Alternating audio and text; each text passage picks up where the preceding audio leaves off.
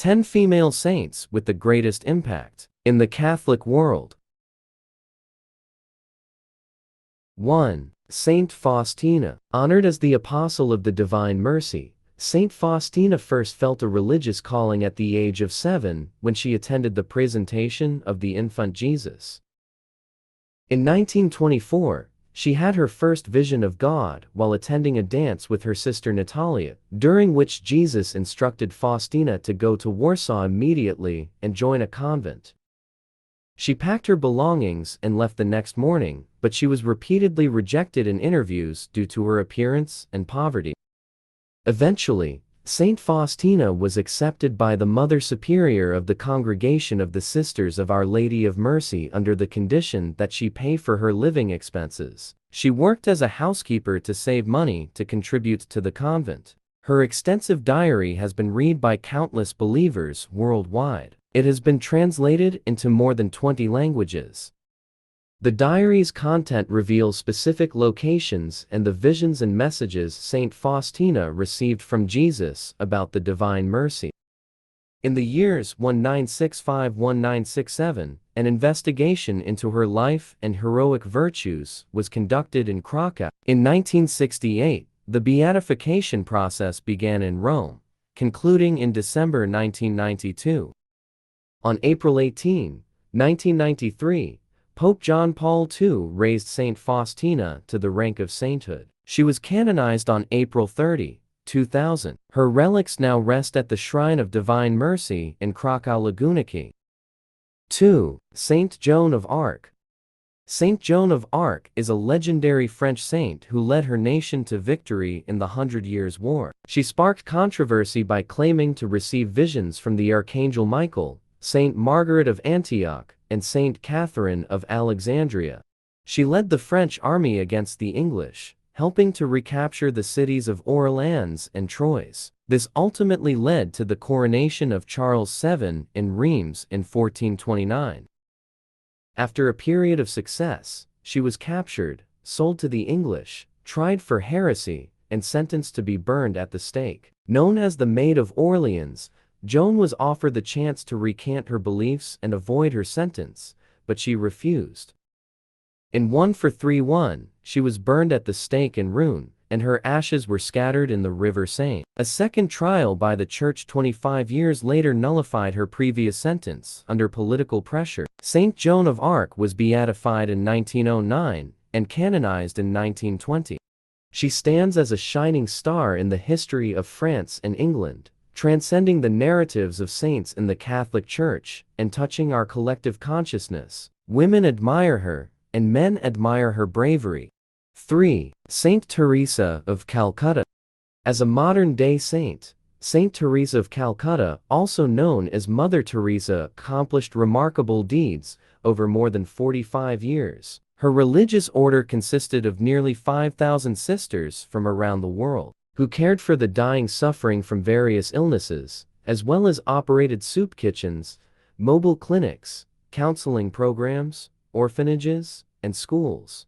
While still a young Loreto nun, Saint Teresa received a message from God about establishing the missionaries of charity to serve the poorest of the poor. After gaining Indian citizenship, she underwent basic medical training to prepare for work in the slums. In 1994, she met Hillary Clinton, and together, they established a center in Washington, D.C., to care for orphan children. In 1995, they founded the Mother Teresa Home for Infant Children. Starting with several awards, including the Padma Shri from India in 1962, Saint Teresa's work was notably recognized with the Nobel Peace Prize in 1979. On September 5, 1997, Saint Teresa of Calcutta passed away, and the Indian government held a state funeral for her, with her remains interred at the Missionaries of Charity. Less than 2 years after her death, due to her widespread reputation for holiness, on December 20, 2002, Pope John Paul II approved the decrees on her heroic virtues and miracles. Pope Francis canonized her as a saint in Rome on September 4, 2016. 4. Saint Katharine Drexel. Despite growing up in wealth, Saint Katharine Drexel always witnessed her stepmother's daily charitable work, which included distributing food, clothing, providing financial assistance for rent to those in need, and aiding the poor. During a trip to Europe, she met Pope Leo XIII and asked him to send more missionaries to Wyoming for her family's acquaintance, Bishop James O'Connor. The Pope's response was, "Why don't you become a missionary yourself?" This answer made Katharine ponder.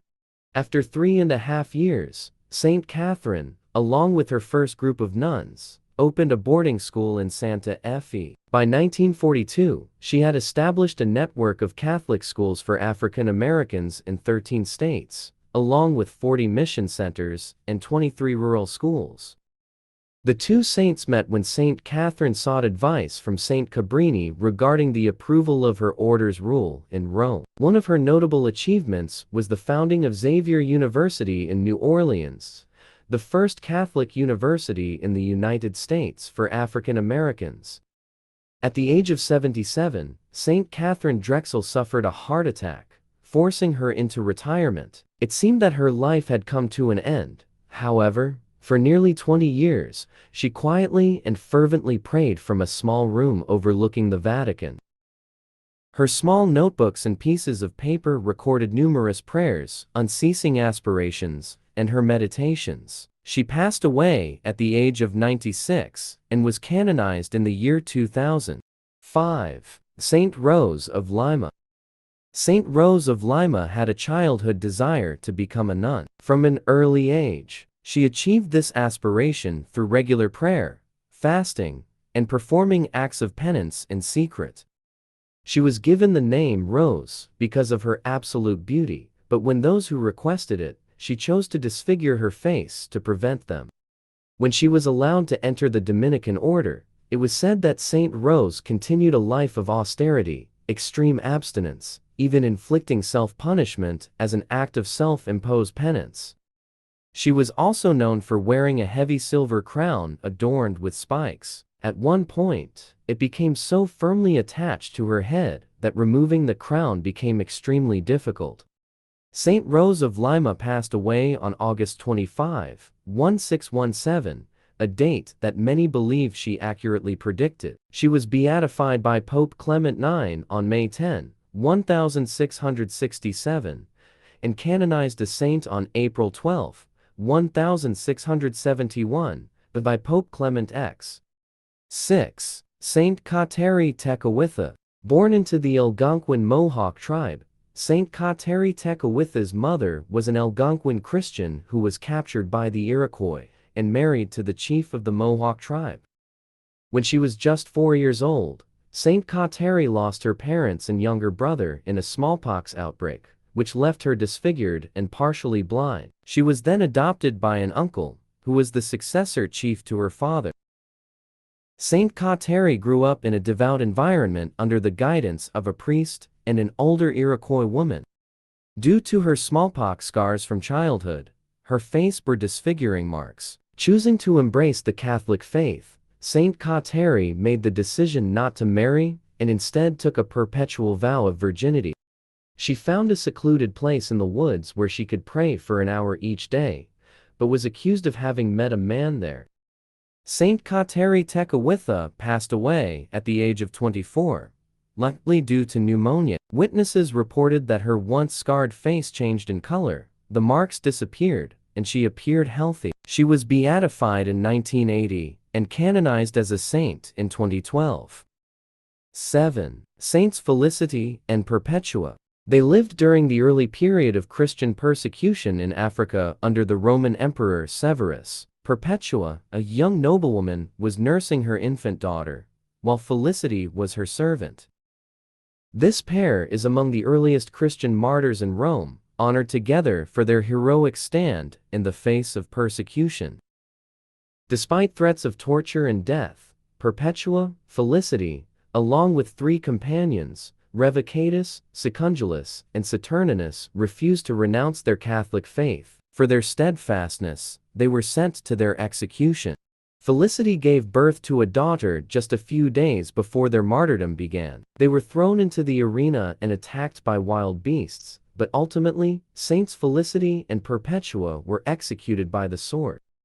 Remarkably, some people view them as early Christian martyrs who shared a special bond, as it is said that they comforted each other in prison and exchanged a kiss of peace in the arena.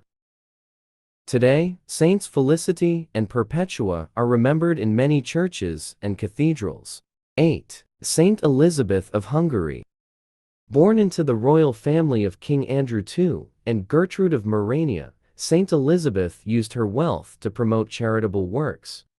At the age of 14, she married Louis of Thuringia, whom she deeply loved, and gave birth to 3 children. Under the holy guidance of a Franciscan friar, she lived a life of prayer, sacrifice, and service to the poor and sick. To better identify with the poor, Saint Elizabeth dressed plainly and daily distributed bread to hundreds of people. After 6 years of marriage, her husband died during the Crusades, leaving Elizabeth grief-stricken. Her husband's family saw her as squandering the royal treasury and mistreated her, eventually expelling her from the palace. Elizabeth's return to favor came when her husband's fellow crusaders brought her son, the legitimate heir to the throne, back to power. In 1228, Saint Elizabeth of Hungary joined the Third Order of Saint Francis, and spent the remaining years of her life caring for the poor in a hospital she founded in honor of Saint Francis of Assisi. Her health deteriorated, and she passed away just before her 24th birthday in 1231. In her short life, Saint Elizabeth of Hungary demonstrated profound love and compassion for the poor and suffering. She became a patroness of Catholic charities and the Third Order of Saint Francis.